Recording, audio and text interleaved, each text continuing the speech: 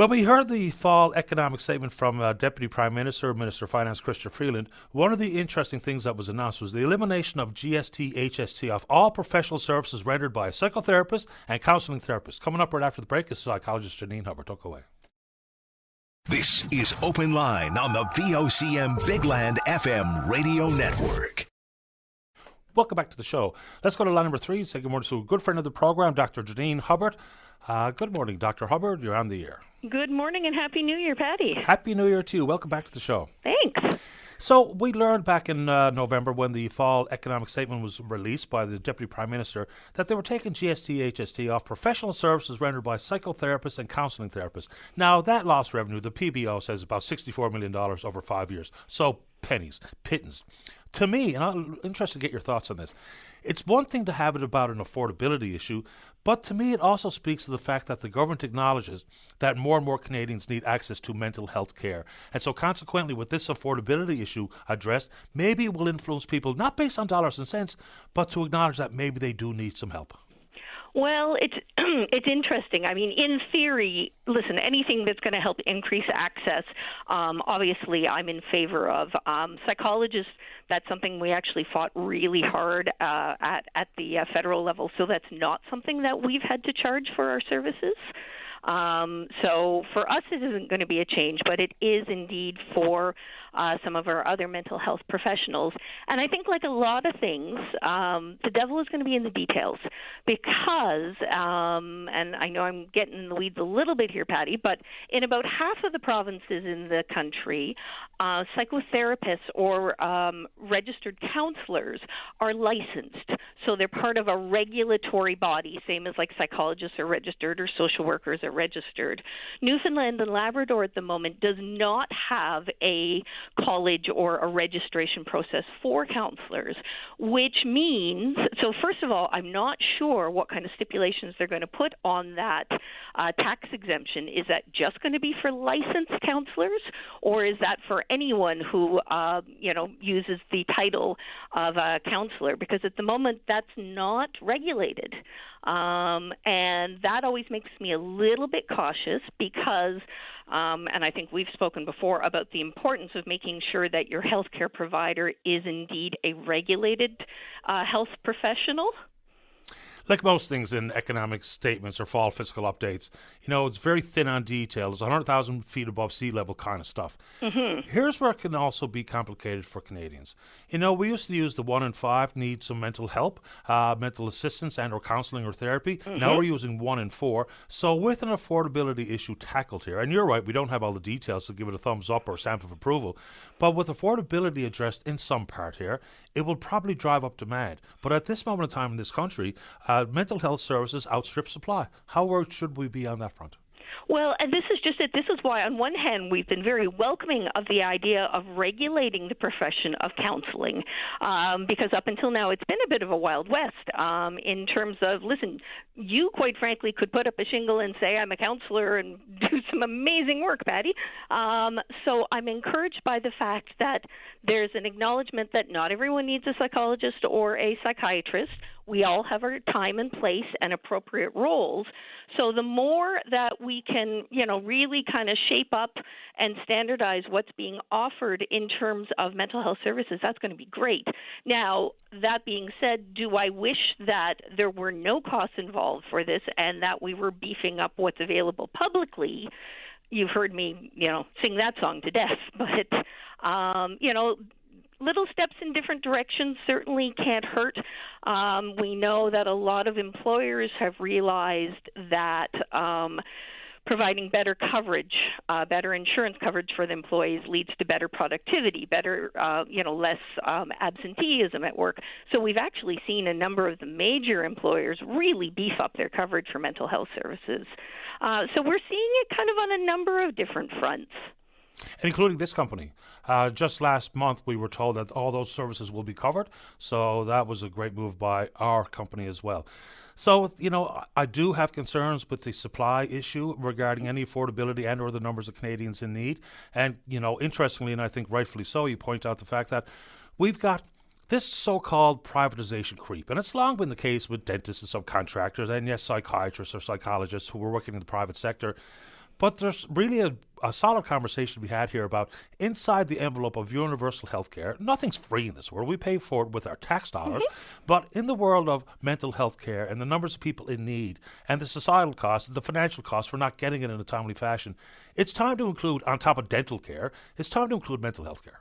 Oh, no question. And also really trying to help better understand almost the triaging process that needs to happen. Because there are some people where what they need is some supportive counseling, whether that's a single session, whether that's a group that provides some psychoeducation around a topic. Sometimes it's I need the chance to, get some things off my chest or have someone who can give me an objective opinion, right up to the I need a formal diagnosis, I need, evidence-based structured treatment, perhaps I need psychiatric medication. Like there's the full continuum. And what I don't think we've done a great job is in helping people to understand what that continuum can look like. And also that you can bounce back and forth from one to the other. There's the having your family doctor who provides that long-term care, that long-term service. And I know you've spoken to Christy and others about the huge gap in that particular service. But sometimes, like I say, sometimes you need the walk-in clinic, and that's great, and that meets your needs. So I think we've come a ways in terms of understanding that it's not a one-size-fits-all, or even for the same individual that it's always the same services that are needed. But it's, again, combination of getting the right fit for everyone and getting the accessibility, getting the access when it's needed. And you talk about gaps inside the Towards Recovery report and the province's commitment to spend 9% of the healthcare budget directly on mental health services, and we're not there. No. This is going to be maybe a clumsy question, but I'm going to try to put it forward the way I intend. So you're a clinical child psychologist. There's been people questioning the time with returning to school, which I don't give a whole lot of credence to because you can always tell the child that you're going back to school on Tuesday the 2nd. Right? I mean, there's preparation time for all of these things available to parents and caregivers. But how do we talk about things regarding accountability? So whether it be how people are adhering to rules in school and some of the issues regarding school violence and deadlines for submitting your book report and the issues with having to do away with post-game handshakes in minor hockey, to me they're all interlinked because we've got a certain lack of accountability. And I'm not talking about going back to the bad old days of smacking the bum with every false move and, not being hardliners, giving your child a space to grow, to be independent, but also to be held accountable. How do we navigate that very tricky balance? There's $1 million question, Patty. I hear you because I think one of the things that we have seen has been a real difficulty coping with emotion regulation, coping with big emotions, understanding what are just normal emotions.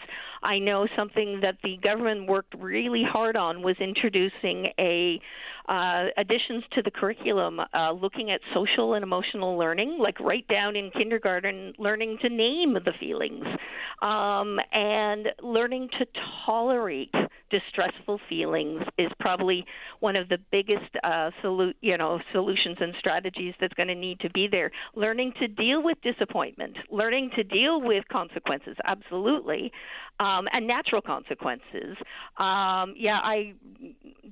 For me personally, yes, I was very disappointed when I heard about the handshake thing because I thought you're having them avoid the issue that they need some guidance through, as opposed to keeping it in a place where there can be some modeling, there can be some supports, there can be some suggestions, there can be, all the ways to learn that, okay, yeah, how can I be a how can I be a good loser? How can I be a good sport? How can I acknowledge that, yeah, you know what, I might have lost the game, but there were some really good things that happened in there.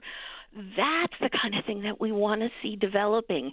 So just avoiding a problematic situation, honestly, is almost never the long-term solution. It works in the short term, but not long-term in terms of development of problem-solving skills. And it's hard to even know what holding a child accountable even means. In hockey, like a suspension, or you're grounded, or I'm taking away your iPad or your cell phone, or, it's different strokes for different folks and different sorts of accountability. And I'm not going to say punishment, but tools to acknowledge that you have to deal with your emotions, tools to acknowledge that you've dropped the ball. It's all about natural consequences. If you didn't get your assignment done, you got to tell your teacher you didn't get it done. I'm not writing in a note to excuse you. Yeah. And then you need to navigate with your teacher. How are you going to make it up?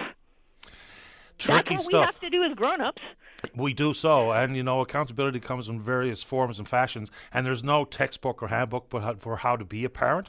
No. Whether it be for your toddler, your adolescent, all the way to your teenagers, and my boys in their 20s. So, Dr. Hubbard, we always appreciate your time and perspective. Would you like to say anything else before we say goodbye? Oh, just Happy New Year to everyone. Remember that most New Year's resolutions fail within the first 6 weeks, so please be kind to yourself and evaluate very carefully if you actually want to be making some changes right now. Set yourself up for success, not disappointment. Thank you, Dr. Hubbard. Happy New Year. Stay in touch. Anytime. Bye-bye. Bye-bye. As the clinical child psychologist, Dr. Janine Hubbard. Very helpful. Let's take a break.